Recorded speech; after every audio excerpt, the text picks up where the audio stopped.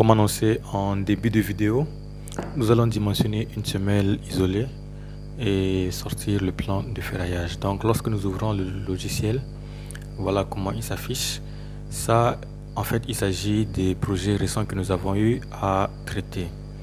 Si le logiciel vient d'être installé, que vous n'avez aucun projet traité, ce sont les 4 éléments qui vont s'ouvrir. Et moi, j'utilise la version 2019, RSA 2019. Donc, pour les éléments séparés que nous sommes en train de faire dans cette série de vidéos, nous allons choisir ce module-là, conception des armatures d'éléments béton armés. C'est ce module-là qui nous permet de dimensionner des éléments béton armés séparément. C'est-à-dire, il peut nous aider à dimensionner uniquement une semelle, il peut nous aider à dimensionner une poutre, un poteau, une semelle filante, etc. Donc voici le logiciel qui s'ouvre. La première des choses, quand nous ouvrons le logiciel comme ceci, il faut aller paramétrer les unités. Les unités, c'est un peu comme un langage de programmation. Si vous ne paramétrez pas les unités, vous ne savez, vous pensez que le logiciel comprend ce que vous faites, alors qu'il ne comprend pas. Mais lorsque vous allez paramétrer les unités, vous le dites, c'est comme si vous le dites, nous allons travailler dans tel langage et le logiciel va comprendre. Et vous serez, et tous les deux, et toi et le logiciel, vous serez sur la même longueur d'onde. Donc pour paramétrer les unités, où est-ce que nous allons? Nous allons ici en haut, outils, préférence de la tâche. Nous allons choisir, nous allons ici norme de conception,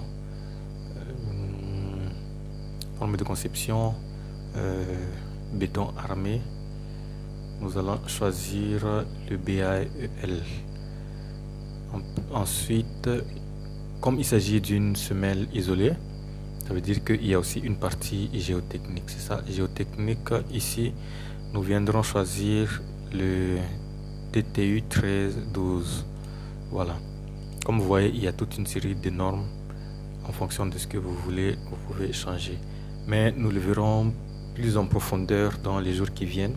Je vais vous proposer une série de vidéos complètes sur le logiciel robot structural. Voilà.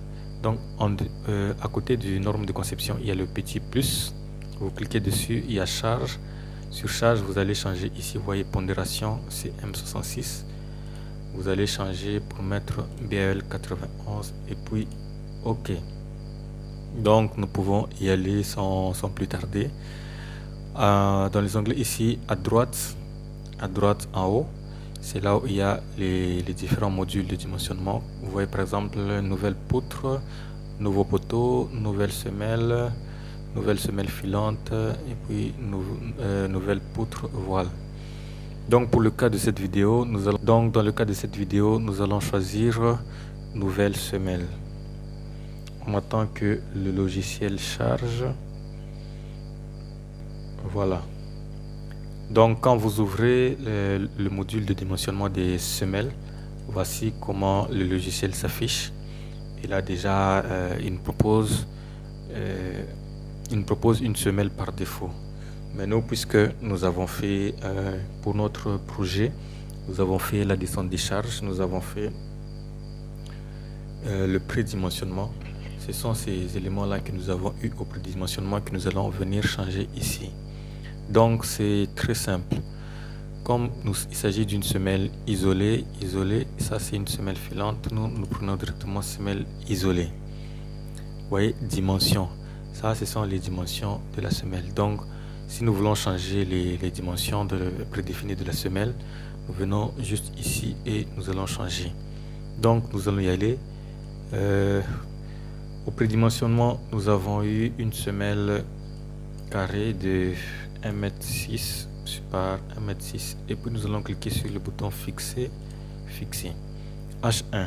H1, quand on vient ici, vous voyez, c'est la hauteur même de la semelle. La hauteur de la semelle, nous avons 25. Nous avons cliqué sur fixer. H2. H2, quand on vient ici, c'est un peu comme l'amorce poteau. Bon, je vais mettre ça à 0,60. Ça peut rester comme ça, pas la peine de fixer. Et puis le H4 0,05, il s'agit du béton de propriété qui reste comme ça. Et puis il ne faut pas oublier de venir ici appliquer. Vous voyez, quand on applique, ça change de dimension. Donc qu'est-ce qui nous reste ici? Le poteau lui-même. Le poteau au prédimensionnement, nous avons eu 0,25 par 0,25. Voilà, appliquer. Voilà le prédimensionnement que nous avons eu à faire. Nous allons poursuivre. Nous avons déjà paramétré les unités, donc nous savons que nous travaillons sous BAEL 91 modifié 99. Donc maintenant nous venons ici à droite. Vous voyez, ces éléments se sont ajoutés. Quand on n'avait pas encore choisi ici un des modules, ici on n'avait rien. Quand on a choisi nouvelle semelle, voici les éléments qui se sont ajoutés. En fait, c'est avec ça que nous allons paramétrer complètement notre semelle et lancer le calcul. Donc le premier élément, armature type, nous allons cliquer dessus. Voilà, voici comment ça se présente. Ici on a géométrie. Géométrie, vous voyez que c'est figé, on ne peut pas y bouger, tout simplement parce que ce sont les dimensions qu'on a déjà définies ici. Voilà, géométrie, ça reste comme ça. On descend ici, barre inférieure, c'est tout simplement les barres inférieures au niveau de la semelle. Définition des armatures, l'enrobage, on laisse à 5 cm. Barre longitudinale, barre, nous allons privilégier minimum des barres de 10. Matériaux HA 400. Crochet, de crochet de 135 degrés. Celui-là on laisse comme ça. Ça aussi c'est l'enrobage, on reste comme ça. De l'autre côté, armature transversale, barre, même chose, minimum 10. Matériaux, haute adhérence d'élasticité 400 mégapascal. Crochet, on met 135. Celui-là reste comme ça, l'enrobage reste comme ça. Barre supérieure, nous allons laisser comme ça. S'il y a besoin, nous reviendrons pour modifier. Les attentes, voilà, on a coché. Paramètres et type de barre. Barre, les attentes, nous allons cocher barre de minimum 12 mm. Matériaux haute adhérence 400. Crochet haut aucun. En bas, oui, on a besoin d'un crochet. Vous voyez ici, un crochet de 90. Type d'attente, on laisse comme ça. Nombre de barres. Nombre de barres, on met mettons 4. Nombre de barres dans une direction. Nombre de barres dans l'autre direction aussi 4. Longueur d'ancrage dans le poteau, c'est 50 phi. Dans la semelle aussi, longueur d'ancrage 50 phi. Cadre dans le fût. Cadre, on laisse à 6. Matériaux HA400, crochet 135. Enrobage 3 cm. Dès qu'on a tout terminé, nous allons sur OK et nous attendons le logiciel calculer. Voilà, il nous sort un message. Donc nous devons lire ce que le logiciel nous dit. La rigidité de la fondation trop faible. La condition H supérieure à minimum entre B-B sur 4 et A-A sur 4 n'est pas satisfaite. Et aussi, aucune charge n'a été définie. Bon, on va y arriver. On va régler toutes ces choses-là. On appuie juste sur OK et puis on vient ici continuer. On choisit le deuxième paramétrage de l'étage. Code de niveau, fissuration peu préjudiciable. Agressivité du milieu, non agressif. Tenue au feu. OK, on passe. Donc on prend le troisième. Voilà. Général, vérification, coefficient de sécurité. Donc ici nous demandons à robot de faire la vérification au poinçonnement et au cisaillement. Coefficient de sécurité 1. Voilà, il va calculer l'enrobage. L'enrobage, vous voyez ici, C1, C2. C1 5 cm et C2 3 cm. Nous passons ici matériaux, on va prendre le béton 20, Résistance caractéristique 20 mégapascal, poids volumique, diamètre du granulat 20. Suivant, acier longitudinal. Acier longitudinal, on va venir prendre à partir de 10, 12, 14. Classe HA400. Ok. Acier transversal. Armature additionnelle. On laisse armature additionnelle 10, 12, 14. Ok.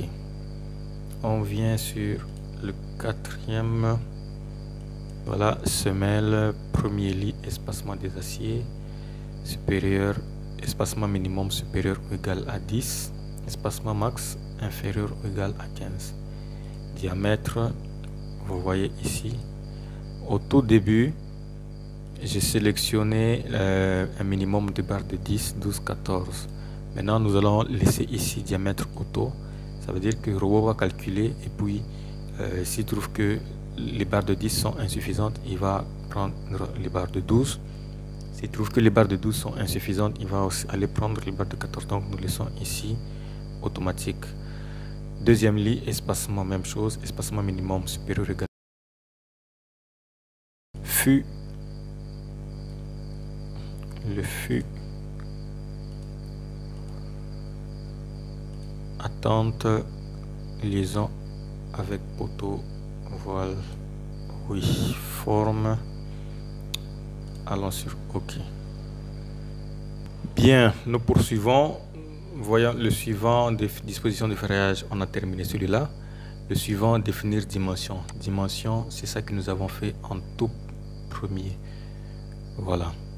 Ensuite, il y a définir charge. On va aller cliquer dessus. La fenêtre qui s'affiche. Voilà. Je voulais pas faire ça. Bon.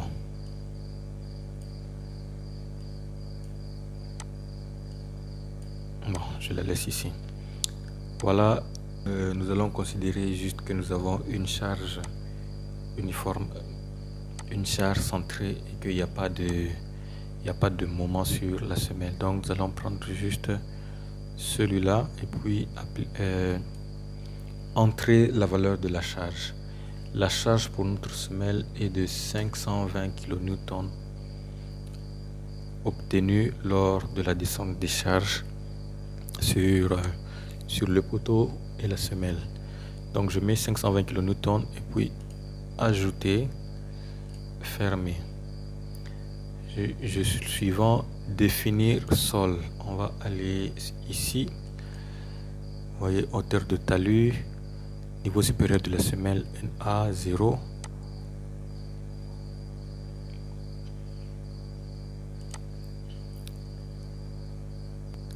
Option géotechnique, on clique dessus, voilà.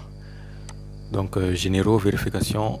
Encore une fois, on demande à robot de faire la vérification au glissement, au renversement, au soulèvement, tout est là. Contrainte, c'est tout simplement la contrainte admissible obtenue lors de l'étude géotechnique du sol. Option géotechnique, plan d'exécution. Donc nous avons terminé. Et lorsque nous avons fini, nous allons juste sur ce bouton pour calculer. Générer les dessins pour les éléments calculés, oui. Laisser les armatures existantes et changer. Allez, on va sur calculer. La rigidité de la fondation est trop faible. La condition H supérieure à minimum entre B-B sur 4 et A-A sur 4 n'est pas satisfaisante. Ici, les grands B et grand A et grand B, c'est tout simplement les grandes dimensions de la semelle. Petit A et petit B, ce sont les dimensions du poteau. Voilà. Et ça, ça vient généralement sur la norme BAL. Quand vous travaillez avec la norme Eurocode ou une autre norme, vous n'avez pas ce problème. Condition suivante n'est pas satisfaisante. Poinçonnement de la semelle. Coefficient de sécurité du ferrage inférieur. Donc, nous devons régler tout ça avant de poursuivre. Voilà, on clique sur OK. Il y a plusieurs solutions possibles. La solution que je préconise ici, c'est celle-ci. Donc je clique sur OK. Vous voyez ici, j'avais fixé. Qu'est-ce que je vais faire? Je vais aller décocher et puis appliquer. Ce que je viens de faire est que comme je n'ai plus coché les cases, ça veut dire que le robot va calculer, et si jamais il trouve important ou nécessaire d'augmenter les dimensions de la semelle, ou même de la semelle, des dimensions et même de la hauteur, il va le faire. Donc je vais aller cliquer sur calculer et puis nous allons voir le résultat. Voilà, vous voyez, le robot a modifié quelque chose par rapport aux dimensions de notre semelle. Qu'est-ce qu'il a modifié? Il a modifié la hauteur de la semelle. Au départ, on était à 25 cm. Nous voilà maintenant à 40 cm. Et quand vous regardez ici, il a coché en vert. Ça veut dire que la semelle est OK. Voilà. Vous pouvez aller ici pour voir les résultats, pour voir le ferraillage. Et puis ici, semelle isolée, note de calcul. Donc très rapidement, semelle isolée. Voici, il nous donne ceci. Quand vous venez ici, ça c'est l'effort normal qui est de 739,39 kN. C'est l'effort normal qui a été utilisé pour dimensionner notre semelle. OK. Semelle ferraillage, on va voir comment il a ferraillé. On va descendre celui-là ici. Et puis il y a les deux, on peut zoomer. Zoomer pour voir. Je peux aller ici. Vous voyez comment il a ferraillé.